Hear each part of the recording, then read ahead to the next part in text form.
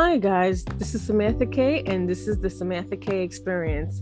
Welcome to a brand new episode of the new year. This is episode 19 of the podcast, and I'm glad to be back with you all, out here listening to me, yours truly. I hope you guys had a wonderful holiday and a wonderful new year. And I know that it's been a while and things have been a little crazy. But, with this new year, I'm hoping that things will be better for you guys and myself as well. So just sending you guys as many blessings as humanly possible. Today's episode, I wanted to discuss about The Kissing Booth Part 3. Now, this was based off of the trilogy and a series of movies and books. So just to refresh everything, I said at the last episode, on episode 18, I was going to talk about The Kissing Booth 3, and I'm going to do that in a short while. I think my thing was that I've watched the movie like months back, and I wanted to familiarize myself with it again, because I owe it to you guys to, remember what happened in the movie. And I think I know enough to, not give out too much spoilers, but to actually, just give my 2 cents on what I think happened in the movie and, my honest opinion. And I never want to lie to you guys, So Kissing Booth 3. So I remember Elle had a decision to make where she wanted to go to Berkeley or she wanted to go to, I believe, Harvard, that her boyfriend was attending. So she lied and told him that she got waitlisted to both schools. So she tried to figure out what she was going to do in the meantime. And things, of course, obviously never go well with Elle. Not to give away too much, but at one point I know that her dad starts dating again, since she I guess she sort of moved out of the house and she's been staying with her best friend's family's home, and their mom has come to the decision, their family has come to the decision that they're going to sell their, I think it's the beach house. Yes, the beach house. And it kind of sets off a little chain of events for everybody, because that's a home where they grew up, and, they've, weighed their, their heights and stuff. They, put the little markers on the doors and the door frame and whatnot. So there's a lot of history with that house. So Elle and her best friend, I don't know why I can't remember this dude's name, and it's so sad.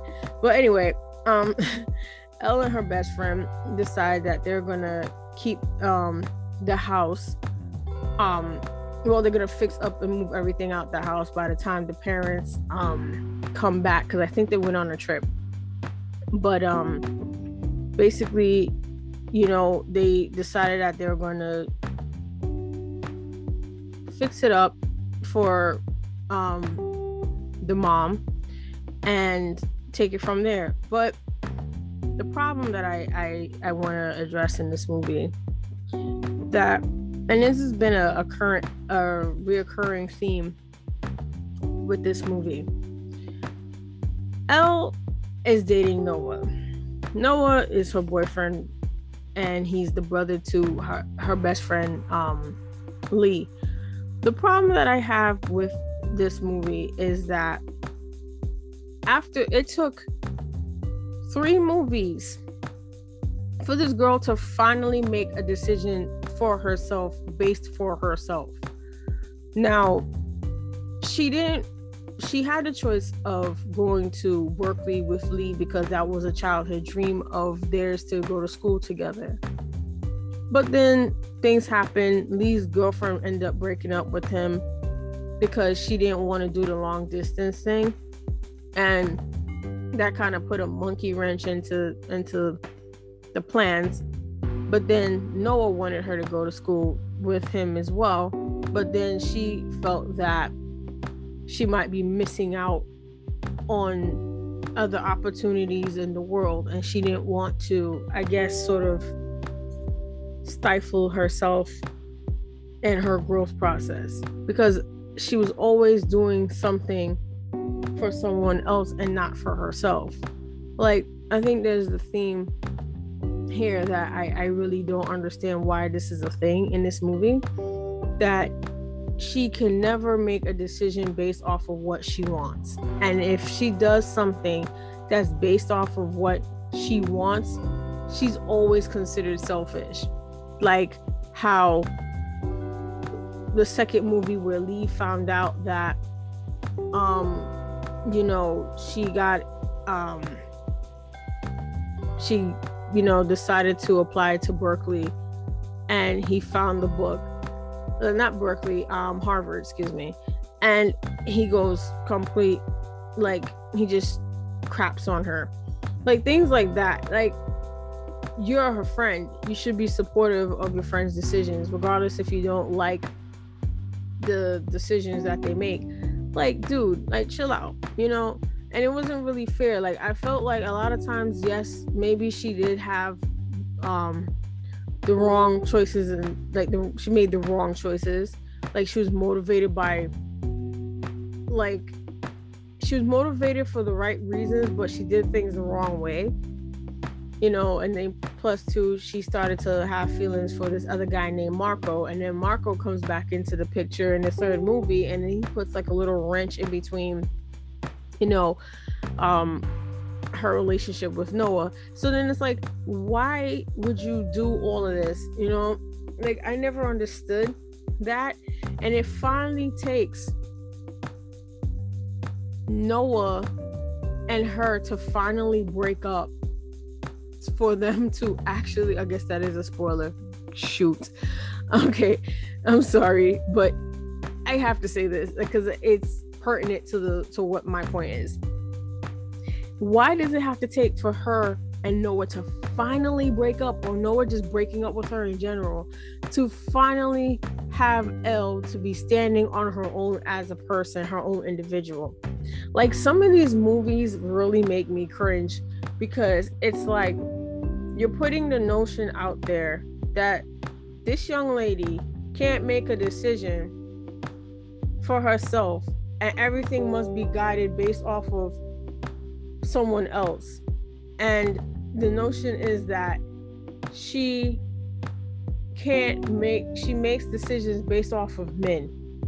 And I'm just like, why are we putting this type of message out there that she can't, have the right choice for herself? Like, of course, she could have easily went and said, screw Noah, let me go to Berkeley and be miserable as hell with Lee. And that's not really what she wanted. She didn't even want the school, because the school had nothing that she wanted. Then you go to Noah, you're around Noah and his friends, you don't know anybody else there except for Noah's best friend, who happens to be the girl that she thinks that he was cheating on her with. And her name was Chloe. And look what happened. And then they still didn't get together even after he breaks up with Elle. But my point is that why does this movie, or these type of movies in general, come up with the notion that you must make a decision based off of someone else's wants and needs? Like, it wasn't even fair to put her in that bubble. Like, okay, the first movie basically said, all right, you can't date my brother, he's off limits, he's bad trouble, this, that, and the third.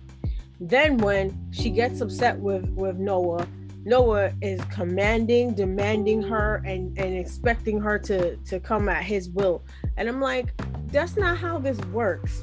Then you have the second movie where Lee is not honest with her about how his girlfriend feels about the two of them spending so much time together, and Lee is coming up with lies to get out of situations with Elle so that he could please his girlfriend, but at the same time you're shitting on your friend. And this is a friend that you've been friends with since birth. Literally, you guys share the same freaking birthday. So it was like, why is it that she has to always do something based off of someone else? And then what happens, like, at the end, like, they basically, it's not so much that they're together, but it looks like it's hinting towards them getting back together, because now they're in different stages in their lives. Like, they have careers now. I'm assuming they're like in their, I don't know, maybe early to mid 20s. So now that they've gone to college and they've experienced all these other experiences now, and she cut her hair, she has like this little shortcut now, and she's looking a lot more grown and more independent. Why did she have to gain her independence? Just because she finally said, you know what?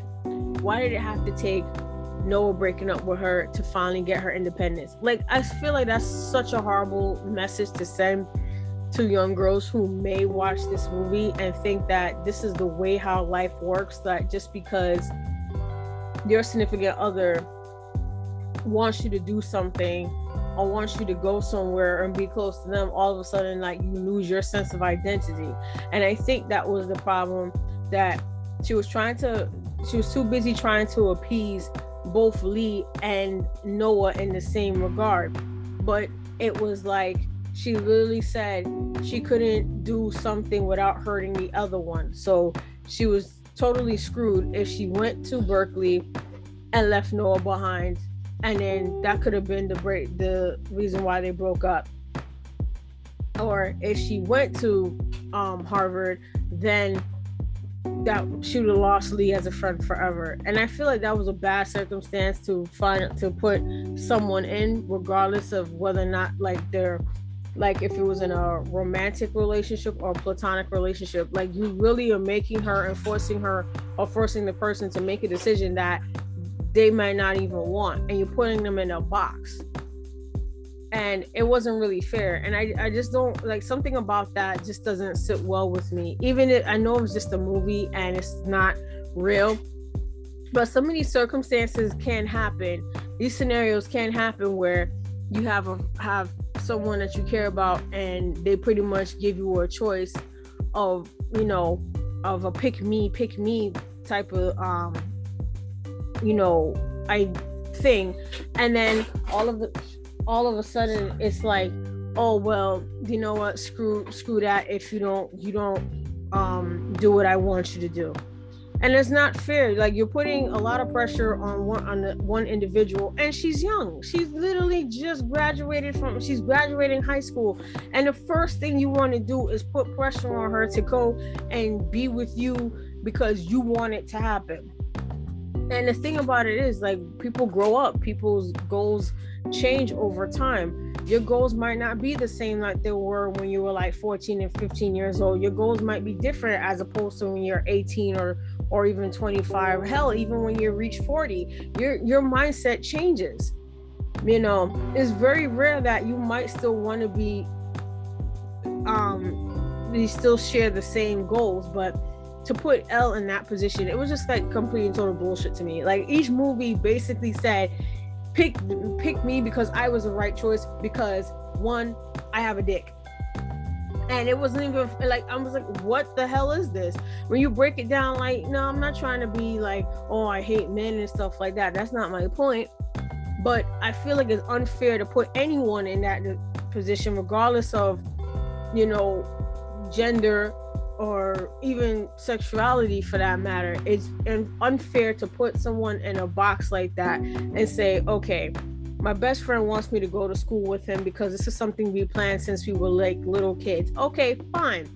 But then things changed. She got with Noah, his older brother. So shit changes, shit happens. Okay, you didn't like the coupling at first. You got used to it, sort of. You had to learn to adapt. Lee ended up getting a girlfriend at the end of the first movie, and she breaks up with him in the third. Sorry for the spoiler, but it's pertinent to my point. you cannot put people in situations and force them to make decisions that they don't want to do, because guess what happens? You end up now you're forcing the person to make a choice, a third option that nobody is going to be happy with, except for maybe the person that initiated that third choice, the third option. And I'm thankful that Elle finally picked herself. I mean, there was other times where she did things and it just kind of seemed like in a selfish way, like on the surface level. But she finally said, screw it. I'm going to the school that I want to go to. And you know what? After not talking to Lee or Noah for a certain amount of time, she was able to finally be able to write her acceptance letter,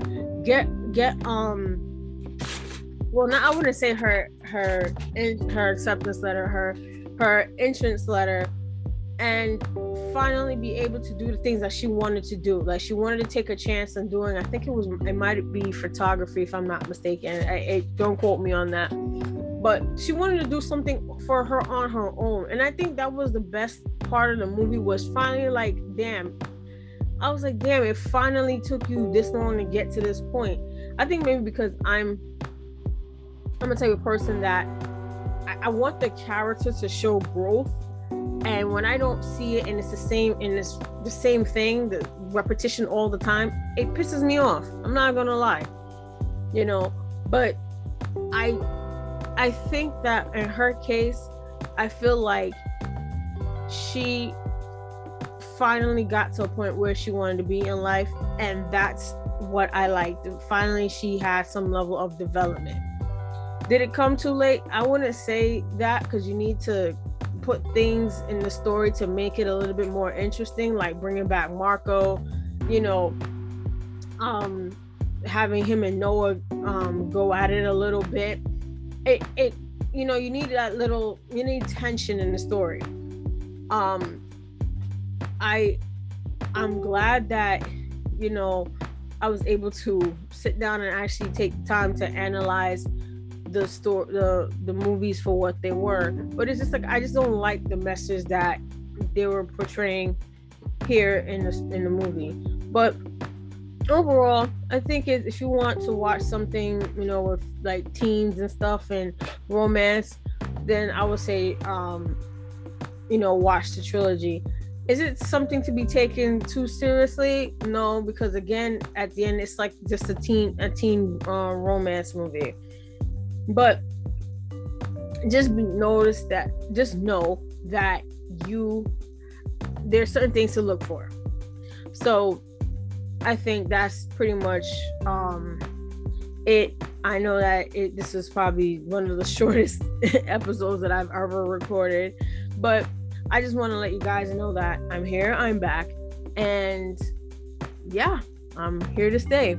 So that was my review and analysis of The Kissing Booth Part 3.